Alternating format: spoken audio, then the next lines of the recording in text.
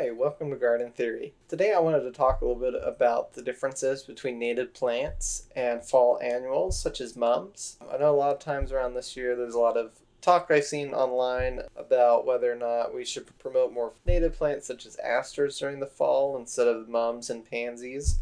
And so I just kind of wanted to break down in this video, talk about the differences between the two and why you should use both. Some of the good and bad reasons for using native plants as well as fall annual color. And so that's going to be the premise of this video. And if you're new to Garden Theory, let me know down in the comments if you like today's video. So for today's video, I decided to go to 3 different gardens in my area that have a lot of native plants. We went to the Crystal Bridges Museum, the Ozark Botanical Garden, and the Compton Gardens, also in Bentonville. And so we went to these 3 places to record some of the native plants that they have there, as well as to see how they incorporate using non-natives and native plants together. One of the findings that I find with native plants is that they're definitely a favorite of pollinators. A lot of times, even when you use things like mums and other fall and other annuals that produce a lot of flowers, they don't quite attract as much of pollinators, especially a variety of different pollinators to their flowers,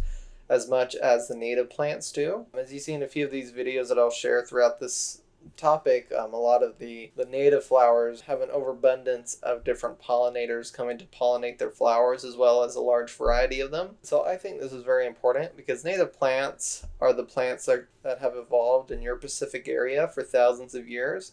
And so they have established those relationships with the native pollinators in your area. A lot of non-native plants in general, although they may attract pollinators, they're not necessarily providing those relationships and host plants that our native plants do.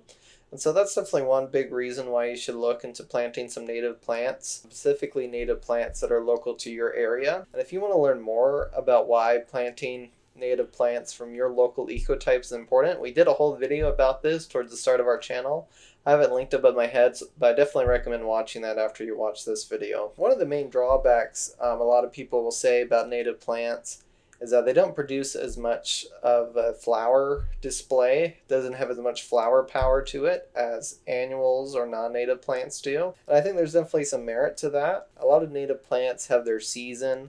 Some plants will only bloom in the fall, such as our native asters and black-eyed Susans, while some other native plants will only bloom in the spring or the summer. They all have different periods of bloom, and they typically go throughout a blooming cycle where there'll be heavy blooms and then they'll die back and then maybe they'll bloom again. And so it's not quite as consistent as some of the better performers that have been bred up over the years. So that's one thing. Using non-native plants can help provide more color to your space. But I would also argue that using a variety of different native plants can help fill up your space. Including different native plants that bloom at different periods of time will help overall create an arrangement that's beautiful throughout the entire year. So I think there's workarounds around that, and there's a lot of great cultivars of native plants that bloom for longer periods and have brighter flowers. And so there's a lot of ways that you can kind of work around that to find things that will work best for you. And I'm not saying in this video that you should go one way or the other. I think there's a balance between the two. I think there's a lot of fun that there is, especially with kids going out to the pumpkin patch, picking pumpkins and maybe some couple mums and different flowers to bring home. And I think there's a lot of merit to that. I think there's a lot of seasonal joy that people have with finding things like that. But I think there should also be a balance and responsibility between the two, especially of areas whose ecological areas have been hit harder than most, especially with a lot of our grasslands species in general have a very tough time. It's one of probably our most endangered habitat areas. A lot of people think of rebuilding forest, but not so much of native prairies and grasslands, since that's the most desirable places to build commercial and residential properties due to its open nature. So I think there's a balance to find between the two, being environmentally responsible, helping to support threatened communities of insects and animals, as well as providing beauty to your home as well as increasing the value to your property. So I think there's a balance between the two. And one thing I will say with fall annuals, I think you create some really beautiful arrangement with a different variety of annuals, as well as different bulbs that you can plant around this time of year. And I think there's a lot of fun that you can have and a lot of good lessons you can teach your kids. From planting bulbs in the ground and seeing the results of their efforts in the spring. So I think there's a lot of good lessons in life that can be taught that way. And I think overall the main lesson I want to teach in this video is finding a balance between the two. And I think there's a lot of good native plants that you can find in your local area. I recommend looking up different Facebook groups, organizations such as the Wild Ones, to be able to locate and find native plants in your own local area. By combining the two, we can have a much healthier and better environment. As well, if we're talking in what percentage should I do my landscape in natives versus non-natives, I don't know if I can get too specific into that. I would have to do more research into what different people think and what they say. But I would imagine that leaning more into your native plants is probably going to be better for you in the long run. Native plants in your area are better equipped with surviving your weather patterns and overall thriving in the long term than non-native plants and trees and annuals will do. I think overall you can actually make some really pretty displays with native plants. One example is the butterfly garden that's at Crystal Bridges, right across from their south entrance and lawn. I think it's a great display of how native plants can be used in a compelling landscape arrangement.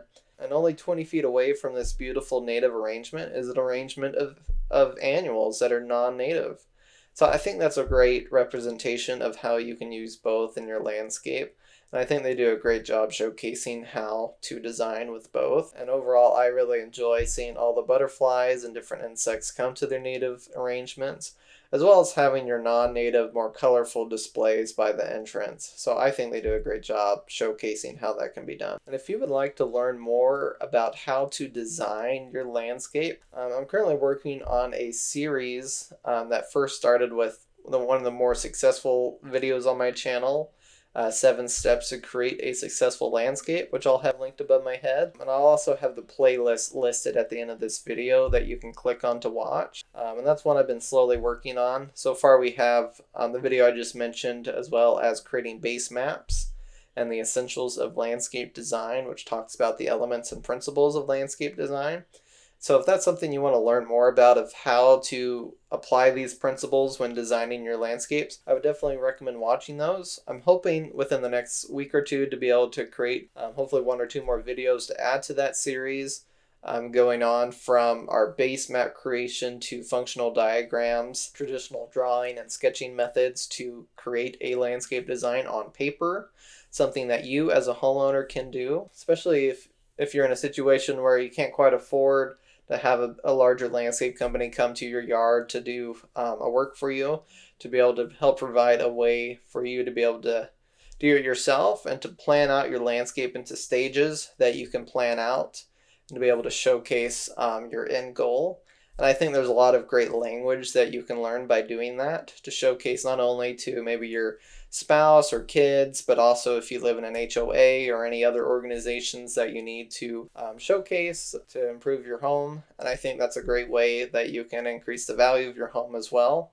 And so I'm hoping to continue to do that video series. I think that's going to be a really good one. It seems to be the most successful videos that people like so far on the channel, and so I'm going to try to lean a little bit more into that the next few videos. And if you're curious what Garden Theory is, it's just a channel that I run by myself, just a little hobby of mine that I do in my free time.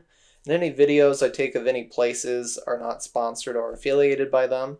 Just something that I'm doing on my own free time. And so I hope you enjoyed today's video. Hopefully it's not too much of a long one, and I hope that y'all are enjoying the fall season. And hopefully within the next week or two, me and my family are going to go to the pumpkin patch too and grab some fall seasonal items. And I think it's a great time of year to enjoy the great weather. And thank you for watching today's video.